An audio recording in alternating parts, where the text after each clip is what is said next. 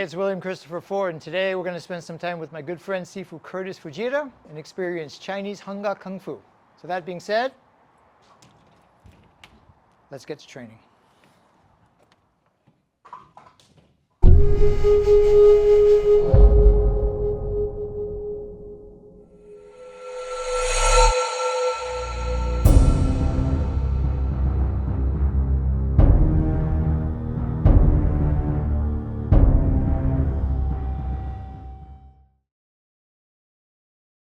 Okay, so we're here in the dojo with my good new friend, Sifu Curtis Fujita, Hung-Ga Kung Fu and other things, which I'm going to talk about a little bit later on.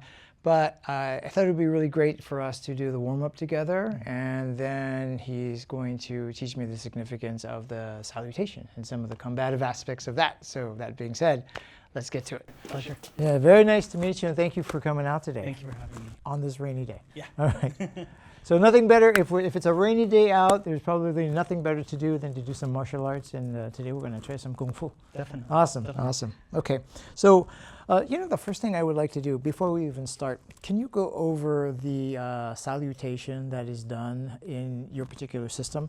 Teach me the salutation, but I also know that there is a symbolic significance behind why the palm covers the fist, and there's also some combative applications to it that are very practical. So if we could go over that to start with, that would be awesome. Sure, Okay, sure, definitely. So we'll start with just how you do it, and then why we do it, and then we can get into the warm-up, and then we can get into some of the combative applications, if that's okay. Sounds All right. good. Thank you, sir. Yeah, sure. So Kung Fu, there's a standard bow, which is you make a fist with your right hand and cover it with your left like this and place it forward. However, within the many different styles of Kung Fu, there's variations of that. And it's almost like a calling card for the system. So depending on the style, you'll put out a different gesture, and that will say that you're representing that system. But it all harkens back to the same idea, the same foundational meaning. And that ties back to the fringe society or rebel societies back in ancient China during the Qing dynasty. So if you watch Kung Fu movies as we do, you'll often hear about the Qings or the Manchurians took over China, which is predominantly the Han people, and that's where rebellion societies started building in places like the Shaolin Temple, for instance. And so this kind of became the calling card for the cause of taking back the country from the Manchurians back to the majority Han people. So the Hung-Ga salute is the variation of it. Instead of this, it looks like this. We stand here, and then we step forward, and we bow like that, and come back. So it's always 2 steps forward, 2 steps back. The meaning of that is that you have the courage to go forwards into battle, and you have the wisdom to withdraw. Interesting. And as far as this gesture, so if you notice I do this gesture, this means we're doing the Hung-Ga style. But when you fuse these two together, there's that standard bow. And you'll see variations of this depending on the Kung Fu system. And the reason behind this gesture being so important is this saying, this idiom, which is when the 5 lakes and the 4 seas come together, all men are brothers, meaning throughout China, there's 5 major lakes, 4 seas, and so that's what this symbolizes. This is the 5 lakes, these knuckles are the 4 seas, and when we put them together, all men are brothers. In other words, we all come together for a unified cause to take back the country. Yeah. In Cantonese, you'll hear the word fan Qing Fuk Ming, which means overthrow the Qing, reinstate the Ming. And so that was kind of like their battle cry. Gotcha. In Hung-Ga and in a lot of systems, what you'll see is almost, I would say, the philosophy behind the system within the bow. It's almost like a thesis. So it goes deeper when we do this in the Hung-Ga fashion. In other words, Hung-Ga originally was known as just the tiger system. It didn't have the crane component. And the two of the main tools that are used in Hung-Ga, especially at the onset, are the fist and the tiger claw. And you often see a variation of the tiger claw. We call it our Q Sao, the bridge hand where the index finger is thrown up. So when I'm doing this motion, I'm throwing forth, I'm basically saying this is the clan that I represent. And these are the tools that we use, right? And then it goes from there. There's many applications. We always say in Kung Fu, we say 1 move, 1,000 applications. So it's never like a one-size-fits-all kind of thing where this is only used for this or that. And in fact, my Sifu used to tell me, I would ask him for a specific answer because I'm American. I want 1 + 1 = 2. And I would say, is this what it's always used for? He would say, I don't know. You tell me. And it would drive me crazy because I want an answer. But the idea is this one move, 1,000 applications. It's like a syllable or a word. You can use it many ways. And so to tie it down to one thing is not a good thing. But I'll explain some of the applications. So the first one is this coming back here like this in the handwork, like so. And your hand is on your Yeah, chambers here. on your hip. Yeah, yeah. So what you see is, and what I talk about when we talk about applications, and that one move, 1,000 application is almost every move that you do in any martial art has at least 3 applications. There's the forward going application that makes sense. There's the movement of what you do when you reverse it. And then there's the context. What's happening? Why is this move ahead of this move and behind this move? And there's a secret meaning there. So this one here is obviously it's going forward. This is what we call pak sao, or a bridge arm block. Yeah. So if we're standing here and you're throwing a cross from your backhand, this would be a block here like this, okay? You notice I'm not using my palm to do it because I'm slanting my elbow down. I want to do it as a catch-all. So if I'm just doing it like this, I have to have really good aim. Yeah. But if I'm covering here, I have this whole line from my elbow all the way to here to pick up anything, all right? So that would be the pak sao. Yeah, like this. Yeah, so I would be here, and you would come in like that, right? Okay, and from there, one of the things I can do is I can grind, right? So instead of letting go and you could elbow or come over, I'm gonna just move this here like that. So from here, as it comes in, like that. See? So this kind of grinding motion, it saves time as opposed to if you punch and I take the time to grab and try and do something. Sure. This is much faster. So that's the implication is here, and then the grinding motion, and then the punch from this side. All right. So that would be the forward application. I would say the backwards application is this coming back. So for that, I would use it as in if you grab my wrist here, right, and I'm coming over here, and this is a break right here, like that. If I want, I mean, ideally here, anybody that knows what they're doing, they're going to let go.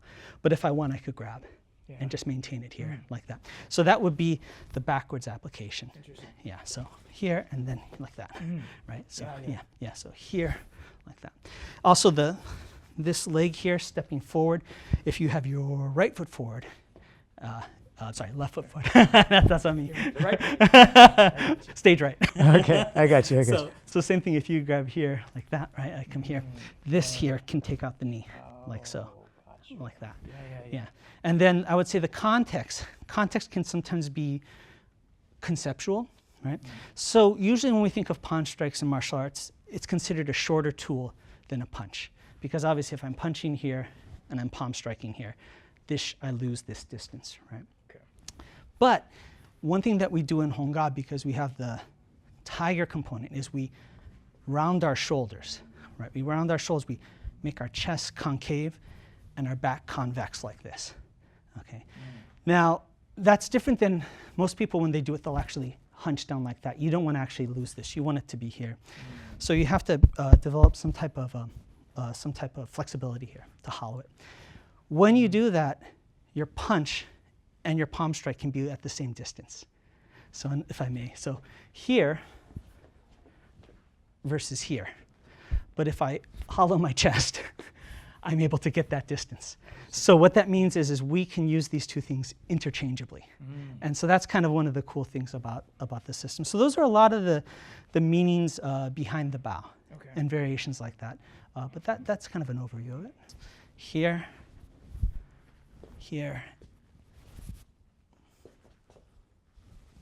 like so. The first part is, of course, you start with your feet together, and then we say ibe. Ibe is like attention. And if it sounds familiar, you'll hear that in the Korean martial arts. They'll say chumbe. So ibe. So we go with 2 fists in, over, in. All right. And then the next part is, we'll just do the footwork to begin with. You're going to take your right leg and you're going to step out into a cross stance like so. Good. And you want to shift your hips forward so all this is on one line like that. Good. All right. Again. So ibe, in, over, in. 1. And then from here, you're going to take your left foot, you're going to step out into a cat stance. And then just turn your hips forward. And then from here, keeping the weight on the right leg, you're going to step back with your left foot and then bring your feet together. Good. So again, we're here, ibe, and then we're going to go 1, 2, 3, and then back 1, 2, and there we are. And the trick is when you step forward into the cross stance is that you want to turn your hips and shoulders in the same direction, like this. Yeah. And squeeze your glutes and arch your hips like this. Good. So again, we're here. Ibe. And then 1, 2, 3. And just turn the hips forward. Yeah. And then 1, 2. Excellent. So for the tiger claw, you want to make it like a letter C. Letter C. Yeah, you want to make sure that these 4 fingers are kind of tight. So the way to check it is to take these 2 fingers and just clench down, like so. And then there you kind of have it. It's my arthritic finger there. Oh, that's okay, that's okay. It's like, you know, it's got like calcium deposits there, you know. But that's okay. You know, I'm gonna heal it with kung fu. There you go. That's the goal. And then between each finger, it's one index finger width, like so. Okay. Right? Yeah. So the reason why that's important with the tiger claw, it's such a multifaceted tool that we use. We use it obviously as a palm strike, right? And oftentimes when we talk about a palm strike, people say, well, the thumb's here. So you're going to jam your thumb. We hit with this portion of the palm, this corner right here, because it connects to this bone here. This is a super strong structure. Yeah, structurally, the ulna. Yeah, absolutely. We always want to have the structure because once you hit, you have to absorb. So that's important. And then also the reason why this is here is it's basically one step closer to a grab. So if you're throwing a punch, I'm going to use my Kyusao or my bridge, which is also the tiger claw here. And then from here, I can slide down and sink into a grab, right? So I'm not going to try and grab your wrist right off the bat. I'm going to what we call bridge. The bridge connects me to you. And so the tiger claw is in this position here. And then to get to your wrist, I'm not going to break contact. I'm going to slide down here. And as I'm sliding, your radius and ulna are basically tracks, your 2 bones. Yeah. And I'm going to slide down here.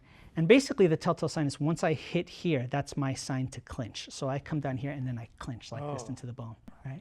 I feel the difference. Yeah, I can feel your fingers like sliding in between my veins, you know, and it's almost like it's like wedging between the ulna and the radius, you know? Yeah, because if they're really developed arm, you're not going to be able to grab their wrist.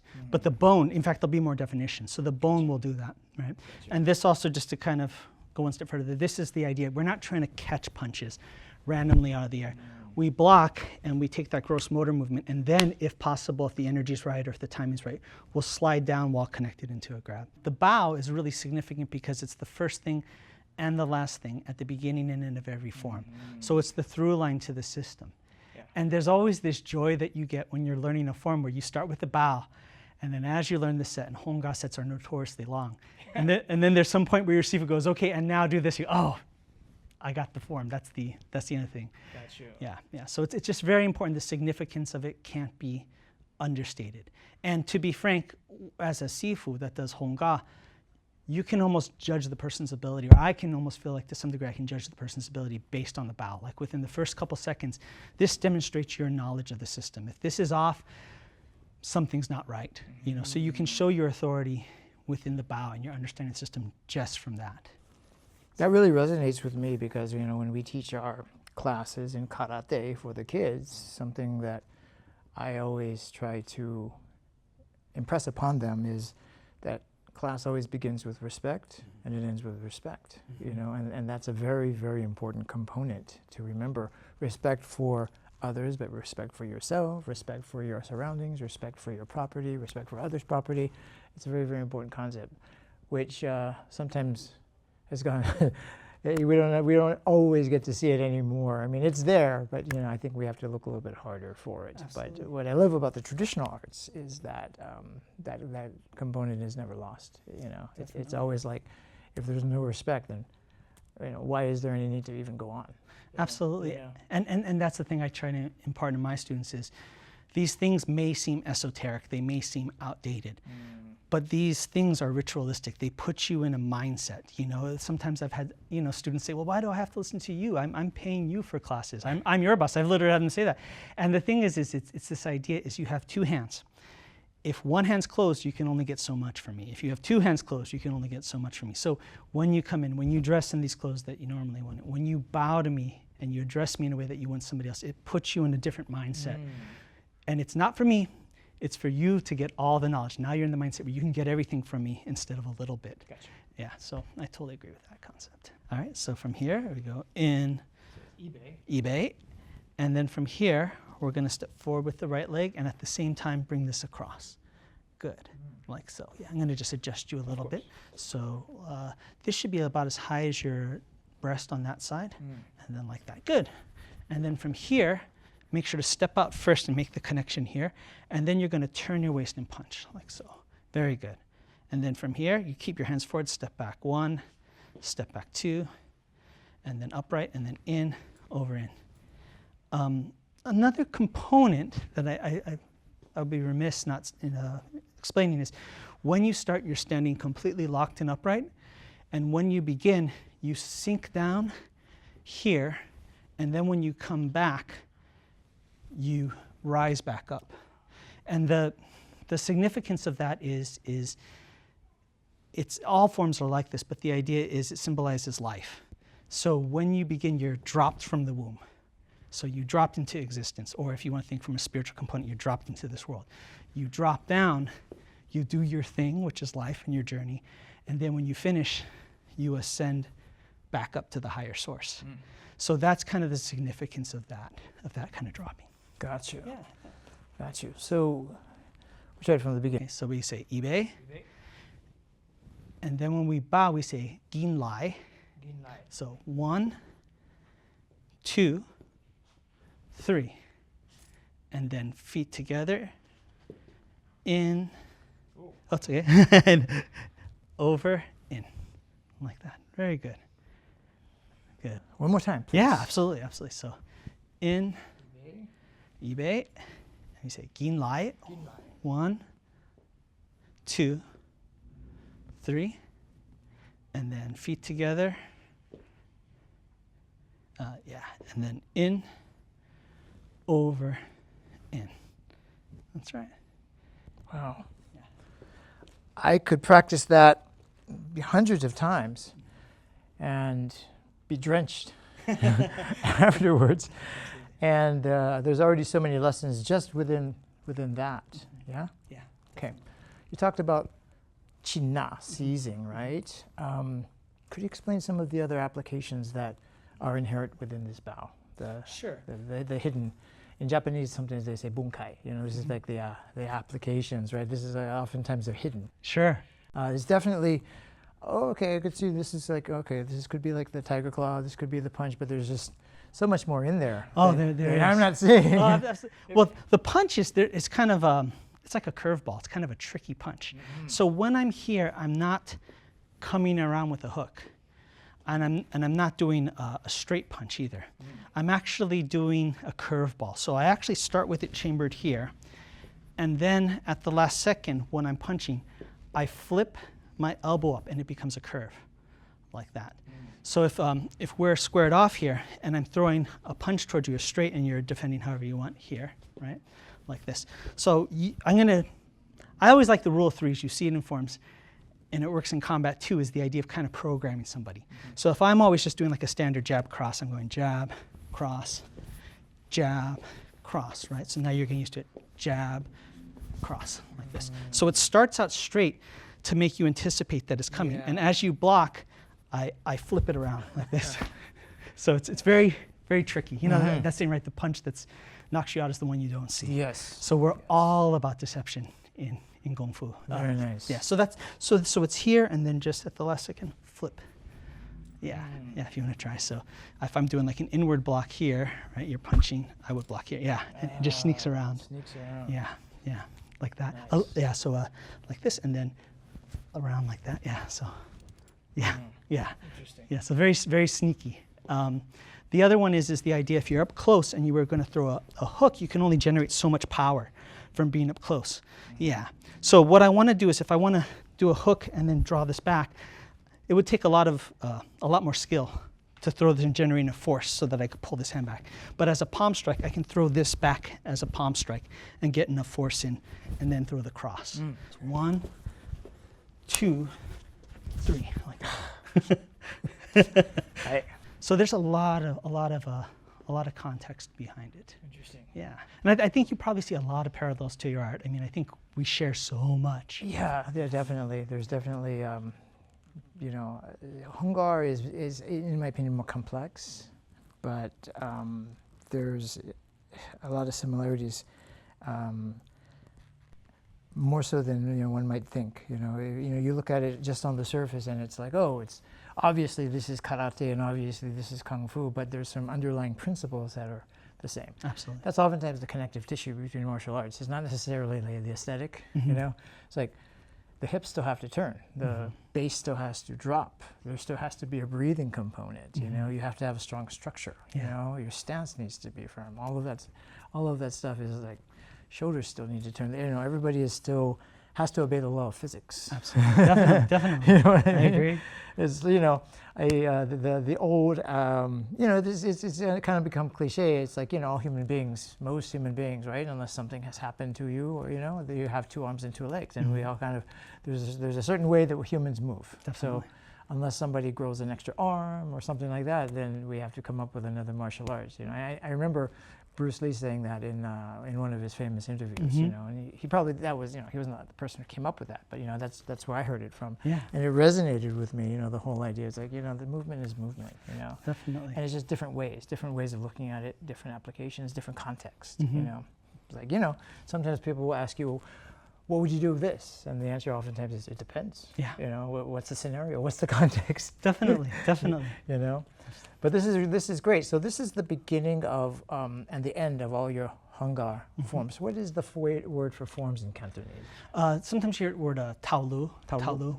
Will be one expression of it. Okay. We always just use English forms or sets. Forms or sets. Yeah. Got you. Yeah. Okay. How many sets? There's like basically 4 main Hung Gar hand sets, and then there's all these other variations and weapons and 2-man sets and things like that. Hung Gar is very deep in the 2-man set kind of thing. Okay. So essentially, for people that do karate or Korean martial arts, sometimes you'll hear about like 1-step, 2-step, 3-step sparring. Just prolong that into like a fight scene. And so that's one of the things that we do a lot of. Is the 2-man sets, are they like sort of like one person's doing the shadow reverse mirror version of the person doing the set? Like, if I'm doing the movements from the set, is the other person doing the counter movements to that? Yeah, it's like literally like a fight scene. And so and we can even cover some of it. But basically, yeah, it's both sides are active. So in other words, it's not necessarily one person's just feeding techniques and the other person's doing applications on them. It's a back and forth with counter against counter against counter until it culminates at the end of the set. Interesting. Okay, so we have the forms in the sets. We have the foundation, the basics. The fundamentals are not fun, but they're essential. And what about weapons? Where does that come into play? Do you have to go outside of your system to learn weapons, or are there weapons that are native to the Hung Gar system? Yeah, there's a plethora of weapons in the Hung Gar system and 2-man sets with weapons. Sometimes it's paired, like 2 staves against one another. Yeah. Sometimes it's a sword versus a spear, things like that. 3-sectional staff versus like tasseled spear or something like that. Yeah. It's of course those things are done, like the weapons kind of get introduced intermittently after you've gotten through our 3rd set. So our 3rd set in my lineage is called Gongji Fukfu. That's the original form from the Shaolin Temple, or we should say the Southern Shaolin Temple, right? Okay. And that set is very long. In fact, that was the whole system. It's a very long set. But after that, you've kind of proven that you can stick with it. You have the foundations, and then you can start learning weapons and other hand sets. Gotcha. And the hand sets are really, the weapon sets are very significant, not in the sense that you're going to have a broadsword while you walk down the street or whatever, but it's the coordination. Each weapon amplifies the coordination of your hands and your body. So it actually, it's no different than like having kettlebells or doing battle ropes or something like that. Each of those accentuates and kind of culminates back into your physical movement. So they're very significant, even though they may not appear so in the modern day. Would you mind performing for us the Tiger Crane form? I've seen it online. I would be honored if you would show it to us live, and so that I can really, maybe get a better sense of it. I'd love to see it performed from beginning to end, if you don't mind. Sure. Okay. I'll do a demonstration version of it. Okay. I'm happy to do that. Thank you so much. You're welcome. Okay, so we're going to do a little bit of the warm-up that you do not only for yourself but for your class and for your students. Yeah. Okay, awesome. I think we need that, not you, but me, because a couple weeks ago I threw my back out just putting on my shoes, and, and so I think we both need it. as I'm getting a little bit more mileage on me, I think that the importance of warm-up is something that we always have to remember. I'm almost 60, but I like to think that I'm 30 still, and then my body goes, dude, you gotta take your time, warm up. I agree. Same for me. An important component of training, right? We want to remember our breathing, but warming up of the physical body is of, I think, primary importance. Also. Definitely. Warm up the engine. Yeah. Okay, I got you. So the first one, we get to go into the crane technique. Okay. So the crane's beak, which is Honga, is also known as the Tiger Crane system. So the way that you fuse the crane's beak is you take your thumb and pinky and fuse them together, and then your index and ring finger, and you fuse those on top of that, and then the middle finger goes on top, like so. Yeah. So you're putting everything into one point here, like so. Yeah.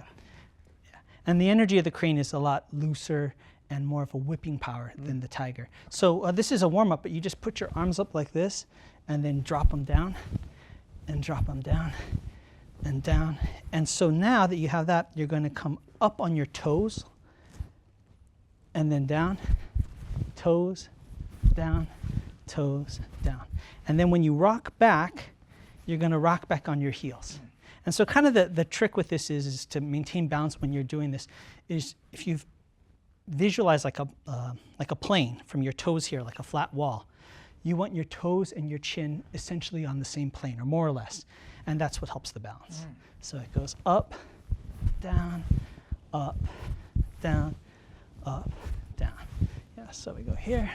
And when you come up, bring the wrist back like so, and then down, up and down. Good. Like that. Good. Good. And then applications everywhere, including our warm-ups. So this hooking motion and this relaxation is what creates a hooking motion. Yeah, so if your hand's here, I'm not going to force it down. I'm just going to use gravity to bring it down, like so. So here, like that, right? So it's just that, it's like when you fall asleep on your arm and it feels really heavy. Yeah. It's that kind of power. So that's why we do Yeah. that. Yeah. Now that we have that, we'll do a side-to-side warm-up. So you're going to, with your left hand, make a crane's beak, pull it back here, and with your right hand, with that paksa, or that slapping block, we're going to turn like so, and lift our heel. And then from here, hook down and turn. Hook down, turn. Yeah. And you're just kind of stretching out your back. It's pretty relaxed, like this, back and forth. Yeah. Back and forth. Yeah. Good.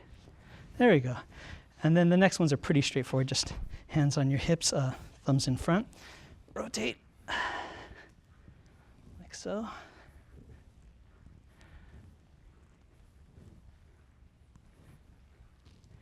And other way.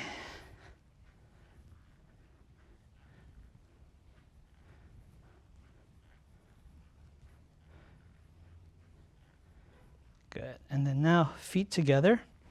You're going to put your hands behind you, but almost like a lumbar support. You're going to place your left hand here, and you're going to grab your right wrist and kind of brace it on your back. And then just rotate, and this kind of works your lower back. It isolates it, yeah? Yeah, yeah, and then putting the feet together kind of drives the tension up towards the lower back area. I feel it in my core. Yeah. And other way.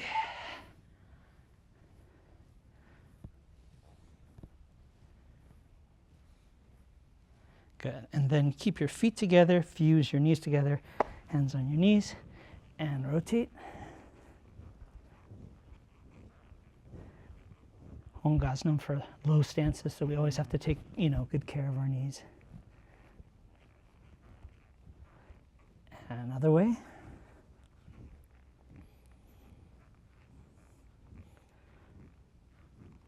Good. And then we put our feet shoulder width apart. You're going to cup your hands, and it's like you're patting your knees. You're going to start in the front. You're going to go 1, 2, 3, 4, 5, 6, 7, 8, 9, 10. And then to the outside. 1, 2, 3, 4, 5, 6, 7, 8, 9, 10. And then to the inside. 2, 3, 4, 5, 6, 7, 8, 9, 10. And rub our knees. And then just one more stretch. We put our right foot back, our left foot forward. Take your right hand and brace it on your thigh, and then touch your toes and just hold.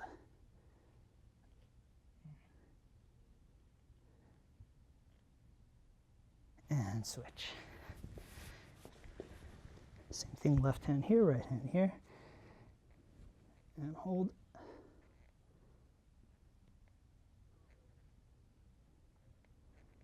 And then we just do a brief breathing exercise. We put our right hand over our left.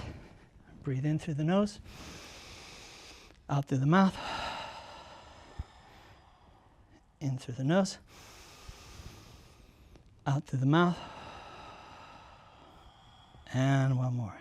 In through the nose, out through the mouth. And that's the basic warm-ups. The percussive is also very interesting, and that is for blood circulation, yeah? Yeah, and actually that I got from outside of Hongga. There was a Chinese doctor, traditional Chinese medicine doctor, and I had a lot of knee injuries and stuff, so she taught me that, and I just incorporated it into the practice. Yeah. Sometimes when, you know, let's say you get shiatsu or something like that, or, you know, shiatsu is a lot of like pressure points and hitting, you know, trigger points, hitting meridians and things like that, but also sometimes there's a percussive, you know, and that's supposed to help with like blood flow, and some people say, you know, lymph drainage and things like that, you know, depending on, I guess, how you do it and where you hit it, you know, so very interesting. Yeah. Okay, so you're going to show us the Tiger Crane form. Awesome. Okay, great.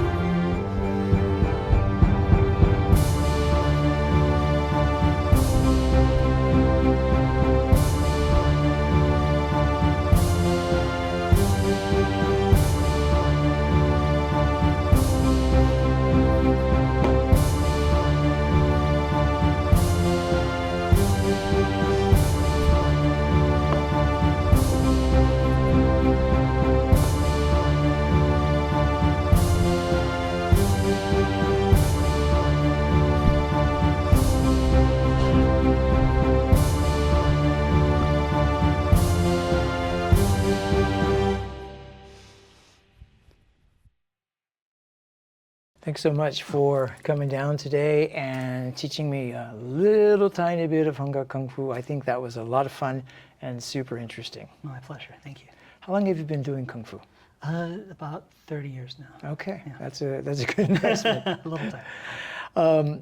So you were you spent your youth in Hawaii until you were about 7. So, 7. Yeah. Okay, and then you came to California, yeah? Mhm. Okay, And then from there, you got interested in like anime and things like that, and that led you to art school, being a drawer. You're actually a comic book artist, Yeah. right? Comic book creator, and you actually went to art school. Yeah. Okay, and then you discovered kung fu, and that got derailed, or Yeah. what Yeah. happened? How'd that story go? So I had always been interested in martial arts and things like that, but Yeah. never took it up. When I was a kid, I did like not even a year, a little bit of Tang Soo Do. Never really got too far into it, and got into doing art and things like that.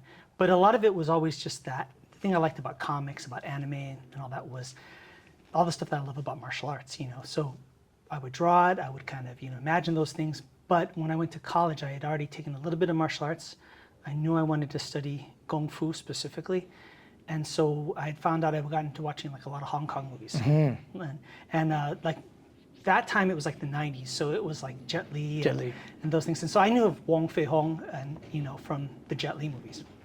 And so specifically, I found out that Jet Li's, the character he portrayed, Wong Fei Hong, did Hong Ga. Yeah. But I had no idea what real Hong Ga looked like. I just knew it was what Wong Fei Hong did. Right. And I know I wanted to learn it, but this is pre-internet, so there's no way to look things up. So I was in college in San Francisco. I went to Chinatown looking to learn Kung Fu. And the oddest thing happened. I was walking down Grant Street, which is the main street. And just as I got to Sacramento, the cross street, the weirdest thing happened. Something in my gut told me, it said, you have to look left right now. So I said, okay, I looked left, and there was this little tiny sign that said Kung Fu School for this basement school. So I walked over there, I looked, and there was a little sign outside and said, oh, Hong Ga Kung Fu. I said, well, this is it, Sifu was Y.C. Wong, who later on I would come to find out, is a very well-respected, well-known master in the Kung Fu community. But I had no idea who he was at that time. I just said, well, he's Chinese, it's in Chinatown, it's probably pretty good. Yeah. And his name is Master Wong. So I went back and I started taking lessons from him. So what was the first meeting with the master like? Sure. So initially, I just went into school. It's in a basement in Chinatown. Very rickety, kind of authentic-looking school. Yeah. We spoke really briefly. It was just, are you interested? This is how much. You can come back for class. So it wasn't really like the real meeting. The first real meeting was the first class. Okay. So when I got there, I think I was one of the only people there. And the first thing he asked me is, he says, I guess you could tell I had a chip on my shoulder. He says, do you know how to fight? And as you know and I know, there's only one right answer, which is no. I didn't give that answer. I can kind of see where this is going, but go on. Yeah, so I had taken like a year of some martial arts, so I thought I was pretty hot stuff, like, wow, full 12 months. So I said, I know how to fight. He said, okay, fight me. I said, all right. So the only move I knew is we squared off, I threw a punch towards his stomach, and then as he looked down, I went to sucker punch him with the back fist. And the next thing I knew, my hands had wrapped around each other like this, and I punched myself in the nose. Oh my gosh. And later on, I realized, because he also does Tai Chi, he had basically absorbed my force and redirected my punch. And so all the impact that I had intended for me hit me square in the nose.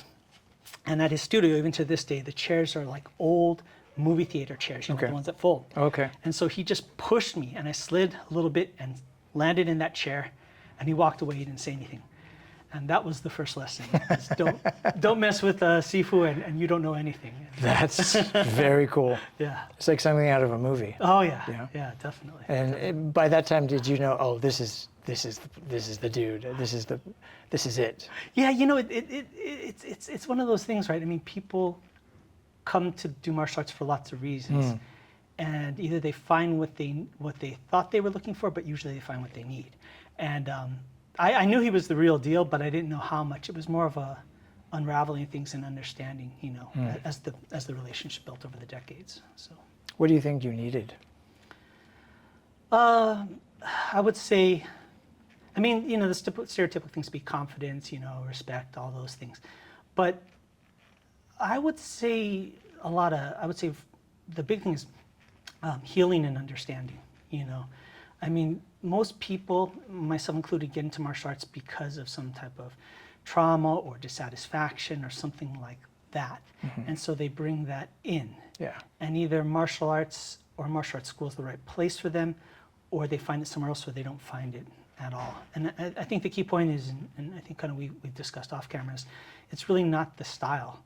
And it's really, for me at least, it's the teacher and the relationship. Do things connect? And I was very fortunate that everything came together in that regard. It's interesting when something is first an interest and then a like and then a love and then a passion and then it becomes your way of life. Yeah. That sounds like what happened with you. Oh, absolutely. I mean, I didn't realize that I had gotten the bug, but soon enough, I realized that I had 4 years in art college. My parents were paying for it. And maybe to their chagrin, I realized, I said, I have 4 years where I can learn traditional Chinese Kung Fu. And so my day job became my art school and my focus became Kung Fu. So really I got a strong education in Kung Fu and had the opportunity to get a really good education in art, and I did get, but my focus really ended up being Kung Fu. So was your art school something that you continued doing, but you did not tell your parents that you were doing Kung Fu? And I mean, you didn't reveal to them that that was your true passion? I think I didn't say it outright, but they kind of started to take notice, because they asked me, how's things going in college? Like, oh my gosh, Kung Fu class, I learned this and that. And they're like, dude, we're paying for art college, And so, I mean, I made my grades, I did a good job, but what I learned in that studio and the system and the ability to learn real authentic Kung Fu, it's really rare, Not that art school isn't, but that became my priority. How did your parents feel about art? When you told them you've always been an artist, and when they saw that you had some talent, did they support that initially? Were like, hey, kid's good, send him to art school. Maybe there's he can find a career in that. Was that how that went? Yeah, they were really supportive. They wanted me to go to college, any college, and art was my main thing. I'd been very fortunate. I'd actually worked in comic books during my high school years. Okay. And I was working at a company called Malibu Comics. I started as an intern, became an editorial assistant, and then I ended up coloring some comic books too. So I thought I was set. I was no reason to go to college. And they basically said, look, if you don't go to college now, we ain't paying. So I said, all right, go to college. But no, they were always very, very, very supportive. Okay. Your father's Japanese, yeah? Okay. From Hawaii, yeah? Yeah, from Hawaii. Okay. Sometimes, my mother was from Japan, Japanese Okinawan. And sometimes art is not something that parents, I don't want to say all parents, but in my experience, sometimes Asian parents, art is not something they feel like that you can actually make a living, so we'd rather have you become a doctor or, a physical therapist or something like that is steady. So I think I frustrated my parents also because all I ever wanted to do was karate. And, and I was, in my mind, it's like, well, yeah, it's art. It's a martial art, And, I didn't apply myself. You would think that studying martial arts, I would have better discipline. I think that's what they hope for, better discipline, more focus, right? And I was hyper-focused on just karate and other martial arts. And I think it frustrated them for a while, And then, going in the other direction when I said, hey, I want to be an actor. And they're like, what? Like, are you kidding me? Yeah. Come on, you're not going to make it as an actor, So I didn't get a lot of support from my parents until actually afterwards I experienced a little bit of success, like with Karate Kid 3. And they're kind of like, well, maybe, but what are you going to do next? You know what I mean? So a lot of pressure on me, for sure. But you kind of went the other direction, but in the same direction, because you still lean towards the martial arts. But I gravitated both to theater arts, and dramatic arts, as well as martial arts, and that was largely because of Bruce Lee. When I saw my first Bruce Lee movie, and I just sort of lost my mind, like a lot of other people, and I started delving into martial arts magazines, anything with martial arts in it. Man, I was crazy about. And I used to also be heavily into comic books, and I read Shang-Chi. Oh yeah. And it's funny because Shang-Chi, you're familiar with all the comic book artists. We had that earlier conversation earlier, and there was this one artist that was on the book for a long time, and I forgot who it was. But then they changed artist, and it was different. But whoever this new artist was, knew martial arts better because all of a sudden things look like real technique. And I had noticed that. I'm like going, oh, whoever this new artist is, looks like they've studied. Yeah. You know what I mean? Yeah. And I'm not even sure if you are familiar with where that transition was made, but it was this longtime artist who did Master of Kung Fu, and then they changed it over. And I'm like going, and then it was soon done. Like the series ended soon after that. But whoever they had for those last few issues seemed to really know their stuff. Yeah, I think you know? it may have been Paul Galassi. I Yeah. remember when he took over, that's when he looked more like Bruce Lee. And Yeah, and he, yeah. He really did stuff where it's like you would see the motion of almost like frames. Yes, of yes, everything. yes, yes. Yeah, Was yeah. he? Do you know him? I wish, and I haven't had the opportunity. Okay. But I'm familiar with his work. Okay. Definitely. Now you're a martial artist, and you also have created a comic book, Shadow Ghost. Ghost, Yeah. right? And I appreciate the fact that you gave me a copy of it and you you're signed it. I really appreciate that kind of stuff because I'm a big comic book fan too. And I'm looking through it and I'm like going, yeah. Obviously, I know this, but anybody looking at it can see, from the artwork that whoever drew this knows martial arts Yeah. because it's technically correct. I think that's very, very cool. Oh, thank you. And it's wonderful that now you're able to combine both things. Your love of martial arts and your love of art and comic books. Yeah, definitely. It's kind of a full circle moment. After I graduated college, I started working professionally in video games and things like that. Okay. And then I decided to, actually it wasn't my decision. Both my teachers told me I should start teaching Kung Fu. I never actually thought I was good enough, but I believe everything they said. So if they eventually told me I was good enough and I should teach, I should teach. So I left my career in video games and comic books and art and stuff like that, and taught for about 20 years. I've been teaching. The reason I kind of got back to the whole comic book thing is, Kung Fu's had a rough time of it, to put it lightly, in recent years, and it's kind of one of those. It's become kind of a death by a thousand cuts. There's so many reasons why Kung Fu is having a hard time popularity-wise, not just here but abroad. Sure. And so I realized, I can only do so much to get the word out about it. Just through my own means. Even when I had my own physical location in my school, I was kind of tied down to one community. Right. And we love martial arts movies, Kung Fu movies. I even would have like a Kung Fu movie night where I would show literally movies about the Honga style to my students in chronological order to say, okay, this is our style. Aren't you excited? And it kind of fell flat amongst a lot of the younger students. Interesting. Yeah. So I was like, what can I do? The realization I think is like, okay, well that's what got me into it. Yeah.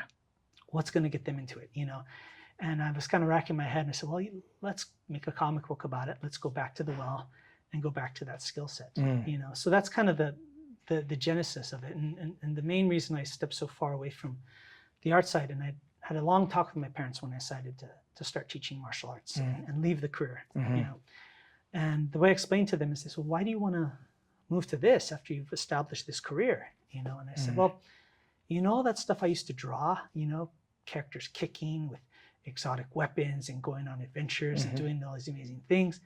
So I can do it now. I can do it in real life. Why do I need to draw it? I live it now. I can study it. I can get better at it. Gotcha. So, but how do I bring people into that world? That's how the comic book came into play. So that's kind of the goal and where I'm at now. Gotcha. Yeah. There's I know that you have the one issue, but I think you mentioned that you're going to be working on some more subsequent issues as well. Yeah. I think you did a sketchbook also that's available for purchase. I'd like to check that out at some point definitely. too. Yeah, I always like to see kind of like the behind the scenes and how things develop. Definitely. So I'm hoping that there's that the interest really picks up in your comic book, and maybe. Sometimes things get made into movies and things like that. So that would be really, really exciting to see that, And, reading through it, I'm like, oh, this would probably be a really cool movie or something. Oh, thank you. And that's actually kind of an interesting point because after the first issue came out, I got reached out to by a film production company called HD Productions. Okay. So they're the ones that are responsible in taking the Meg shark movies. Okay. Start off as books. Oh, so they're okay, the ones okay. that kind of parlayed that into film. Gotcha. So they reached out to me after the first issue and were like, hey, are the film rights available? So we had a talk. We went over things. I was speaking to the exec there, and signed with them for a shopping agreement. And for the viewers that don't know, that means that they're taking the idea around to different studios, pitching it to see if it would be made into movies. So it's kind of in a development phase right now. Oh, that's very cool. Yeah. Okay. And so that's kind of why the second issue should be coming out very soon. But I kind of took it yet another detour, you know, and they wanted to have a screenplay for it. And I said, okay, I'll write it. So I wrote the screenplay, and we've been working on it for a little while now. So. Well, that's very cool. Yeah. So I'll stay tuned. You know? Yeah, fingers crossed. Yeah, fingers yeah. crossed. You keep me posted regarding that. Now, I know that your first style of kung fu was Hanga, and that was with Master YC Wong. Yes. What does the YC stand for? Do you know? So his name is his surname is Wong. His given name is Yu Qing. Wang Yuqing. Yeah, Wong Yu But Qing. YC. Yeah, YC for short. I got you. Yeah. I got you. We have a mutual friend named Jeremy Hector. I've known Jeremy for a long time. He's been very supportive. We've been supportive of each other, actually. He teaches with the Lion Pride Kung Fu. And years ago, he opened a school close to mine, and I went in and just introduced myself, and you know, we became friends, and you know, we've sort of supported each other's schools and talked about each other in positive ways, and that was really cool. And I found out that Jeremy's Sifu is Sifu Raymond Wong, and I got a chance to meet him recently at a banquet. Very nice man, very stoic. Yes. But it doesn't smile, and it seems like I don't know if he's mad or not, but I found out that he actually has a really good sense of humor. Oh, he does. And sometimes I think his humor comes out of making people squirm because he's so stoic, you know. You just kind of get kind of nervous, you know. And I did ask him to get a picture with him, and he agreed. And then I felt better after he said, oh, I want to get a picture on my camera too. So I was just like, oh, I'm glad that I didn't offend him. But you actually study with him now also. Yes. Okay. Yes. So did you have to ask permission with Yeah. your okay? So actually, it was interesting how that came about. So when I left San Francisco after college, and you know, it's funny, you know, you never know the trueness of something until things come to a head. So just as I was leaving San Francisco, my Sifu said to me, he goes, I'd rather you just practice on your own. You know, he goes, I would prefer that you just come back and study with me, don't go train elsewhere. And then he told me, he goes, I think you should teach. Even that early, he said, I think you should become a teacher, which shocked me because he was very hard on me coming up, you know. But, you know, circumstances, you know, that didn't happen right away. And so I came back to LA. I trained on my own. I would visit my Sifu for years. And at some point he told me, he says, yeah, my friend Raymond Wong, who lives in Los Angeles, who does a different system, he said he came to visit. He goes, you should go visit him. Go talk to him. So he said, you should, you know, you try and train with him. So I said, wow. And this is after several years of just kind of being on my own training. So I was excited. So I went to train with him. And I always remember, you know, he has very conditioned hands. And I went to the park that he was training at to meet him for the first time. And it was a Sunday. And I could hear the sound of construction going on. You know, it sounded like a pile driver, you know. So I just, bam, bam, bam, bam, bam. I was walking through the park and, wow, it's weird. There's construction going on, you know, on a Sunday. And as I round the corner, I see him kneeling over the concrete ground, punching in rapid fire, his fist just straight into the concrete. And that was the jackhammer, I should say. Was the sound that I heard was his fist. Oh my gosh. That was my first introduction to him. And it's crazy. my other Sifu told me, he goes, you know, kind of play coy. He goes, don't say you want to learn from him right away. Just say you want to visit and watch. And he looked up at me and he goes, you Curtis? I go, yeah. He goes, all right, go warm up. He knew why I was there. You know, so it's actually because of my other Sifu that I trained with my other Sifu, and that's how it all kind of came together. What is the systems that he teaches? Sure. Raymond Wong. Yeah, so my Sifu Raymond Wong, he teaches several systems. The core systems are he teaches Mantis, Tai Chi Praying Mantis.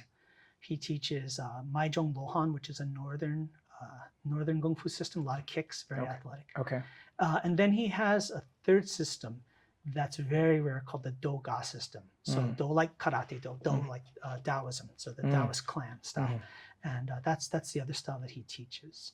And of the three, I mean, I enjoy all of them, but the Do-Ga is very special because it's very pragmatic and also very rare. It's not many people know it at all. So it's a great system. Yeah. That's interesting. And so how long have you been studying with him? I guess since 2003. So where are we at now? 23 years. So it's been a minute. Yeah. Was it difficult to transition from Hunggar to the other systems? Oh yeah, yeah. Okay. You know, we kind of talked about martial arts are like languages, Mm. and I had a very thick Hongga accent. You know, so very, very strong, very powerful, but a little stiff. And so to learn his northern Kung Fu components that are much more flowy and softer and has more whipping power, right?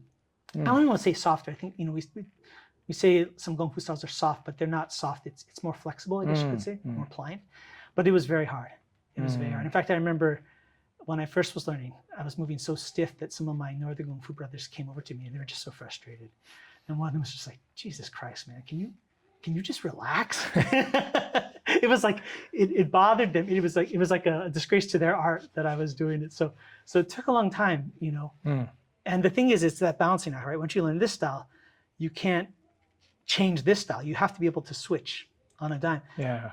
But it's like I always say, like, you know, and I've noticed from your series, you know, from 52 Masters, you know, the thing that's interesting is when you study other systems, it's like traveling. You go somewhere else. And even if you come home, right, even if nothing's changed, you've changed. The way that you see the world has changed. And so the way you see home has changed. And that's kind of what happened with my Hongga. My Hongga is still the Hongga system, but it's different than it would have been had I not trained with my other Sifu. Gotcha. Yeah. Sometimes you go outside your system and your own system becomes better because you start to see the similarities, even though things may look vastly different, but they help you understand the similarities and you can actually do them better because you've seen it from a different perspective. Do you know what I mean? Absolutely. And sometimes it's easier to learn. It's easier sometimes to go from something like Filipino martial arts to jiu-jitsu to karate to kung fu because sometimes the differences are easier to track and easier to kind of compartmentalize, right? At the end of the day, movement is movement, but you know, everybody has a different accent. It's different. It's difficult sometimes when you want to say, let's say I want to learn one style of karate and then I want to learn another style of karate, and it's just similar enough and just different enough to mess you up. you know? And it's like it's not different enough to be able to compartmentalize. You know, so do I chamber on my hip or do I chamber on my rib? You know, and so I get that. You know, definitely. I mean, don't you feel? I mean, from my experience teaching, sometimes the beginner is way easier to teach than the person who's done another system because the beginner sees everything brand new and you just have to build them up. The student that has prior experience, they have to unlearn things or let go of things to get new information. And there's this constant feeling where as they're doing the motion, it's like their body wants to finish the sentence. It's like, oh, I know what this block is. It's this way or it's this way because of what they've done before. Sure. And so that's a challenge as a teacher, but that's also a challenge as a student. There's comfort in us knowing, right? We're comfortable, you know, well, I know it. So, but you know, once you put yourself in a position where you may look like you're not so sure and you're certainly not an expert, that's very vulnerable. Oh, yeah. And people will tend to gravitate towards the things they know because they don't want to look like they're new or they're incompetent, you know, but that's where like the true learner, the true beginner, right? The true master is somebody who is willing to actually be a beginner every day, you know. Definitely. The beginner's mind journey. I know that it's easier sometimes to teach a beginner. I can teach somebody, right?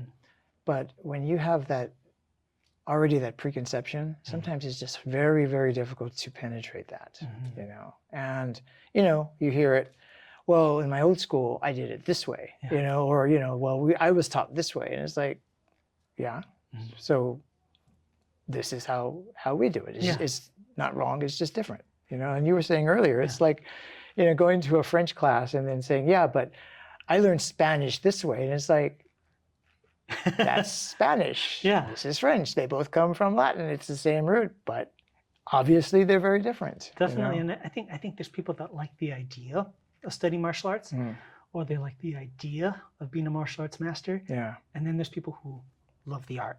And that's kind of where the rubber meets the road. And that's where you see that, you know, the people that like, because people that like the idea, they like what it affords them. I like the status. I like the ego. I like this. But there's a cap on how much you train. But if you sincerely love the art, and it doesn't have to be martial arts, it can be, if you sincerely love it, you're about learning, constantly learning, constantly evolving. And there is no end game. It's just the process. And that's what longevity is about, you know, and that's what improvement's about. And there's people it's a sliding scale for a lot of people. There are people who chase rank, you know, Yeah. certificate collectors, you know, they want to be able to put on their resume, you know, Grandmaster of Karate, you know, Kung Fu, Filipino martial arts, Brazilian Jiu-Jitsu, Yeah. Judo, you know, and everything. And it's just so that they have that on their resume, you know Yeah. what I mean? And you know, at some point it's kind of like, does anybody care? You know? Yeah. I mean, it's like, I don't care. you I mean, know? I want a certificate when this says I'm the intergalactic champion, you know, instead of worldwide. I mean, why not just go that much higher? So. Yeah, I mean, it's one of my points of contention. You know, this whole 10th degree, 11th degree, 12th degree, 20th degree. Yeah. You know, and it's just like, look, just be humble. You know, Yeah. be humble, be a good person. You know, Yeah. So, you know, and my whole thing about martial arts for me is to be of service. You know, to be of service to those who need to learn to focus, to need to learn to be strong, need to learn to respect others, respect themselves. They who need to learn how to move better, who need to become stronger, and not only physically but emotionally and mentally, and that's how I serve. Yeah. You know, but I have to humble myself and also realize that, you know, my best teachers are my students. What can I learn from them? What am I learning from them today? And I'm learning something new every time they come in. And I like to joke that usually it's patience when I'm dealing with little kids, you know. Yeah. They remind me to be patient. But is it patience with them or patience with myself? Yeah. You know what I mean? So Oh, it's holding a mirror up to you. Absolutely. No, definitely. And you know, the thing is it doesn't, I always feel like the art doesn't belong to us, right? It's something that we inherited, and if we learn it the right way, it's something that we try and move forward, you know, but it's not us, you know, and that's the thing, you know. That's kind of like what I felt like if there's a goal of a teacher, you know, of course, to help people. You know, the challenge is being a teacher is I'm still a student. It's just like a family relationship. You know, I'm a son to my parents, and you know, I'd be a parent to my kids, or that kind of thing. And so I'm a student to my teacher, and I'm a teacher to my students. So how can I be in service of both of those? You know, and even more than that, how can I be in service to the system, to the art? Yeah. You know, so if you can pass the system intact, or at least the idea of it forward, that's a huge accomplishment. Especially as a traditional martial artist these days, that's the big challenge, I feel. I recently lost my mom. She died in October at 93 years old. You know, my mom is the one who got me into martial arts. You know, there was a kid at school who his name was Joseph Hiraoka. I still remember him. He's actually a civil rights attorney in New York, from what I understand. I recently found him, and I said, "Hey, man, we gotta catch up." But he's the one who said, "Hey, you know, I just joined a karate dojo. You need to come and do it too, because you're getting kind of chubby, you know." And I'm like, well, "Okay," you know. And that's when I, got introduced to the martial arts from a real, instructor, right?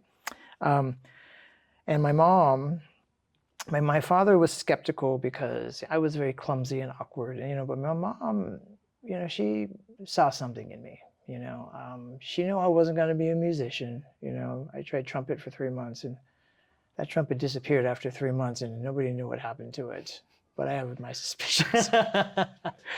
My mom recently died, right? So I'm just thinking, I wonder if the trumpet's somewhere in the house, like I'll find it in the attic, But she kept me going, and she was always like, "Don't give up, at least get your black belt, and then you can quit." And by that time, I grew to love it, and it went from interest to like to love to passion to a way of life, right?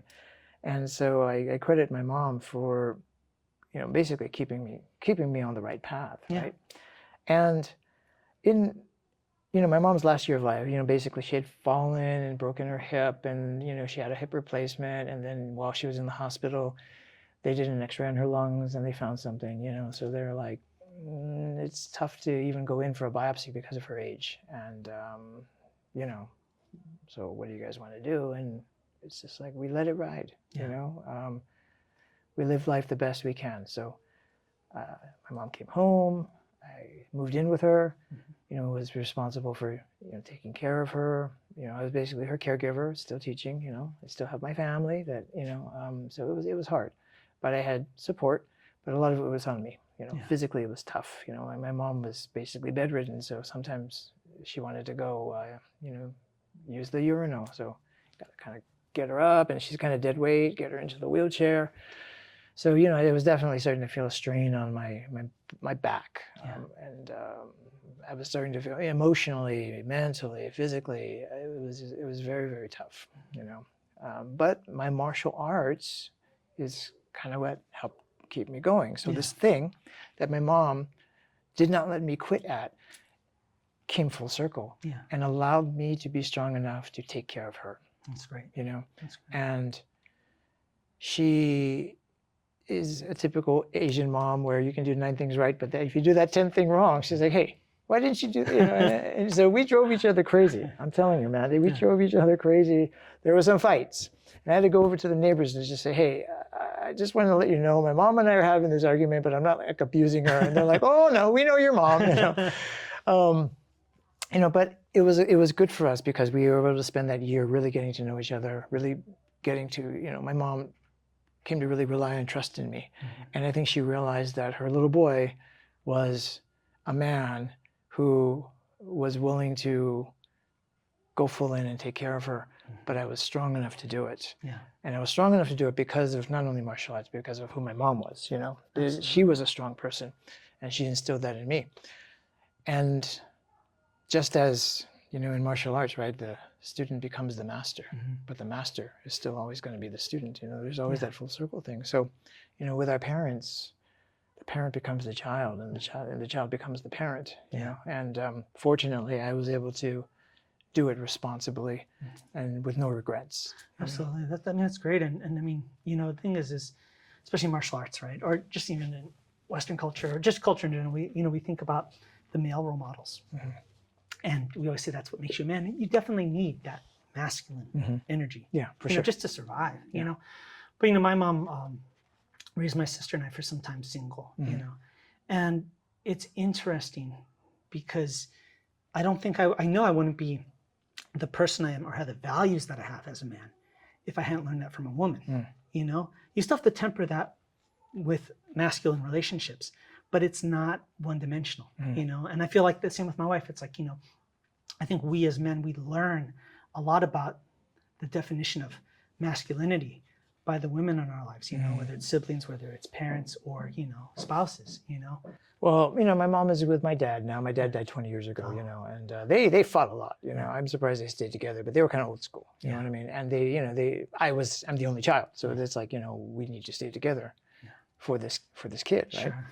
So, what I learned from my dad was, he was very stoic, but he was a strong dude. And, he worked for his family, so he's like old school values, man, in that sense, and my dad was like, for better or worse, he said, man, don't let people see you cry, just like, if you're going to cry, turn your back, but don't, and so I carry with me that stoicism. Yeah. Sometimes it serves me, and sometimes, it's like, sometimes I wish I could be a little bit more like, but it's a little bit of a struggle sometimes, you know what I mean? Definitely. I mean, we kind of talked too about like martial arts, we're talking about your role in in Cobra Kai. Yeah, you came back as the character, and it's like, there's channeling that darkness, and that's the thing about martial arts I find so interesting is it's not negating that darkness. It's not negating the bad things.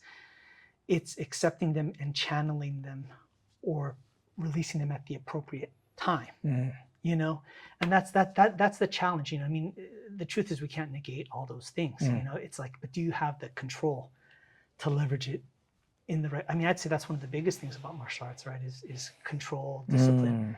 And so the first step is controlling somebody else, but really it's you. Yeah, it's really about mastery over yourself rather than mastery over others. But you think about it, in martial arts, right, we're learning to break bones, to gouge eyes, to break kneecaps, to hit somebody in the face, all this stuff, right?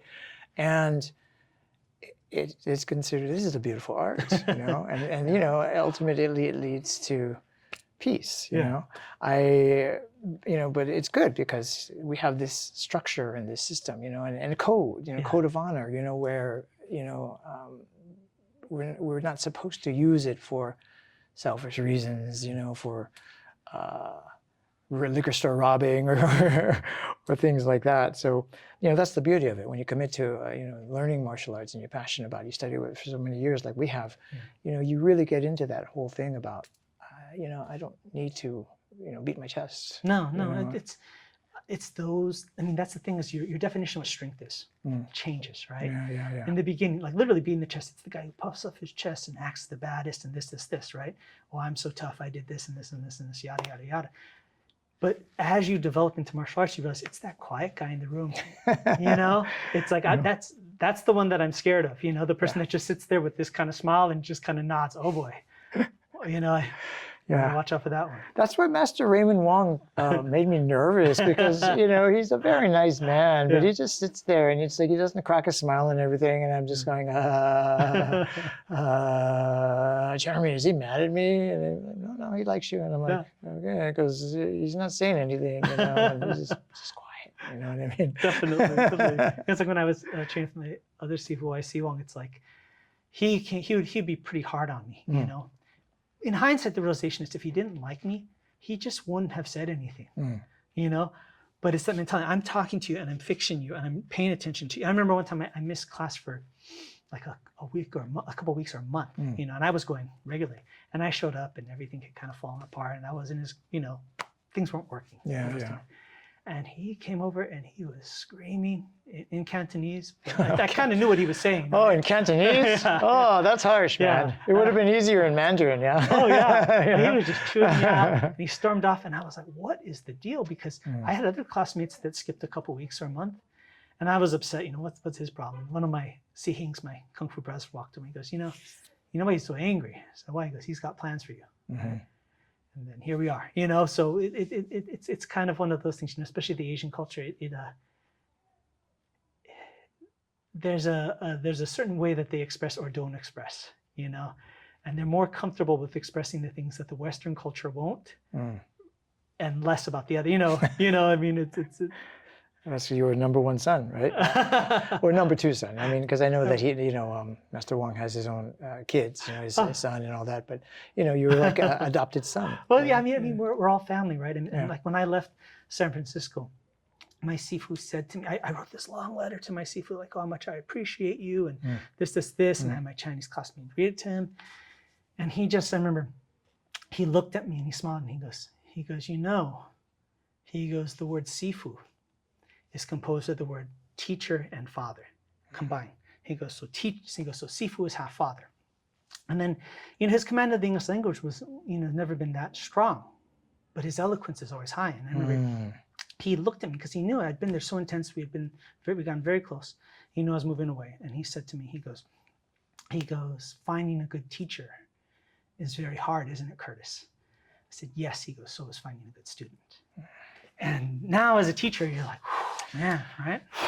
Chicken skin. I know. I got chicken skin, brother. When you told me that, I was like the hair on my neck it stood up. I'm just like, oh my God. I know. That's a profound truth right there. Yeah. And we all watch Kung Fu movies from the student's perspective, right? It's that young, motivated student climbing the mountain to meet the master at the top to learn his skill, right?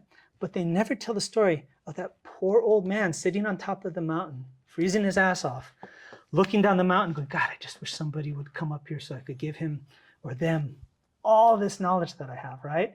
And I'm sure you saw that transition too, right? From student to teacher. You're like, sometimes I've had the feeling, if you have, it's like, is this what I signed up for? I'm not sure, let me evaluate things, I think we as teachers, we're always looking for, that champion, that one, the one, right? Yeah. And I've had a few students come close and they go right up to brown belt or whatever, and you're going, okay, all this work is paying off. And then, oh, by the way, we're not going to come back. We're not coming back anymore, And sometimes it's like, okay, you're going to college, whatever, I get that, But sometimes it's like, yeah, we're going to do baseball or something like that. And it's like, well, I like baseball, but I like martial arts better. And I ain't gonna lie, it was, I felt hurt. Oh yeah, it's heartbreaking. Disappointed. And so I stopped getting emotionally attached now, where you're just going, yeah, okay, and then if somebody is like really, they want to stay 5 minutes afterwards or they're showing up more, and then I'm going, there's potential there, you know, but I have a little bit of hesitancy now, a little gun shy. It's like, you're not gonna fool me, this time. Yeah. So, but sometimes, once in a while, Yeah. you see, I got a few now that I'm going, I think they're gonna make it, Yeah. at least a black belt, which is like the beginning of advanced knowledge, it's just the beginning. But can you make it into the beginning level? This is like level 1 of college. Yeah. You know what I mean? Yeah. You can go really, really deep and really, really wide. Black belt's just the beginning. But, Definitely. can you get there? That's a milestone for me. Yeah. Absolutely. And the thing is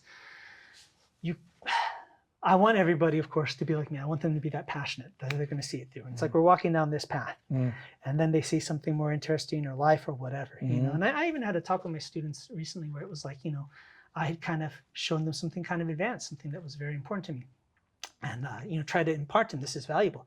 Only so many of them trained it, And you've heard all the stories like, I had to work or going to school or whatever, and it's like, no, I understand that. Everybody has their priorities in life. If this was your priority, you would have made time for it. That's okay. I don't feel that it's okay, but I know it's okay. It's okay if they have other priorities, but don't make it like you're a victim of circumstance. You chose to devote time and dedication to this, so that's where you're going. Don't make it like you're a victim of circumstance with this. If you really want it, like, I'm here. Gotcha. And it's here. And so it's a challenge. It's a thing that we go through. I do understand that. Yeah. I want to circle back to Hung Gar for a second. The system is, from what I see, from my very, very little experience that I've had today, but it was great. It seems like there's lower stances, breathing, a lot of focused strength, not brute strength, but on that technique. It seems like they have the 5 animals, tiger, leopard, snake, dragon, and crane, right? Yeah. Those are the 5 animals, right? Do you think because I've heard the legends and the lore is that they saw the animals and they developed fighting techniques based on the animal movements, but I wonder if perhaps it's the essence of how the animal would fight, the attitude, certain attributes that are not necessarily the way they move. Yeah. I mean, certainly you can see how this is like, okay, this is like the wing, and this is the beak, and this is the block, and this is like, poking the eye. But I'm wondering if it might be, this is like the spirit of the tiger. This is, and some of the movements, yes, may look like the tiger claw, but it's more like, the characteristics of how they live and how they hunt. What is your take on that? Sure. So, I would say, just from the outset, even in my thought about any martial arts system is it's the concepts, right? I think we all kind of get caught up in the techniques. The techniques are a vehicle to express and understand the concepts, but that the techniques aren't the core reason for the system. And I think that's one of the things where us as traditional martial artists, it's a balancing act, because we love the techniques. But it's really about the concepts, because techniques are finite, concepts are infinite, right? So it's like, you teach a kid, look both ways when you cross the street, so they look both ways when they cross the street. But then you don't tell them look both ways when you cross the train track and then they get hit by a train, right? It's the concept of be vigilant, be aware of your surroundings, right? So if they understand the concept, then they can apply it anywhere. Gotcha. Right? And so I think that's the thing where traditional martial artists and just people in general have to understand that. So as far as the animals and things like that, it's the concept of those things. The technique is the expression of the concept. The animals are definitely like, there's different hand formations, and even within the hand formation, oftentimes we think of the hand formation as just like, well, this is because it fits here, and this because it hits the eye, or something of that nature. But really, the interesting thing too is it's not just how this affects the hand; it affects the musculature of the arm and how the arm behaves, and on and on. And I even take it so far as the animals is almost like different types of consciousness, different ways that you approach things. The tiger is the aggressive, the hard, the fierce, the brave. Head in, kind of thing. The snake is deceptive, the crane is elusive, the leopard is fast. It's the ability to like switch to that modality in a second, and that's the thing too. I've even had, even my wife has said, like, I would like to think that I'm a nice guy, and sometimes people will say that about me. They'll say, I can't believe you teach martial arts. Why? Because you seem like such a nice guy. It's like, well, they have to be an axe murderer, you know, to do this stuff. But then when I do a demonstration or something, like, you know, my expression will change, you know, and that's not me putting on an act. That's me accessing that darkness or that part of me, right? I don't negate it. And so it's just like a muscle. I want to be able to switch from being very aggressive to being defensive, you know, to being, you know, sneaky. Yeah. And you have to train that as much as you train a technique. You have to train your mindset to switch like that, you know, especially in fighting, you know, you have to adapt. Yeah. You know, so I think that's the way I think was, it's conceptual, but it's also, there's a psychological component to it as well. Gotcha. Yeah. You know, we all know that we benefit, right, mentally, emotionally, physically, maybe some would say spiritually through martial arts training. How do you think that you've greatly benefited from your martial arts training? Yeah. What are some of the greatest benefits that you've had? Yeah, I mean, at this point in time, I can't even separate who I am and the art, you know, and it's not that I'm devout to the specific techniques, but it's what it's done to impact me as a person is drastically, it's just everything, you know. It's how I approach adversity. It's how I approach interacting with people. It's how I understand myself. It's how I understand my body, how I move, you know. So I can't separate the two, but it changed everything. I too was very clumsy, very awkward, you know. And so I tell my students, I said, you guys have every chance in the world to get good at this, because if you saw where I was when I started, I haven't met a student as clumsy as I was when I started. If I can do it, you can do it. Yeah, right. Yeah, oh, for sure. And you know, I had 2 left feet. Yeah. You know, and I'm left-handed naturally. You know, so you know, I understand. You know, being the persecuted left-handed world. You know. Yeah. But I became a right-hander after I broke my wrist, and I kind of changed over. But yeah, I get that.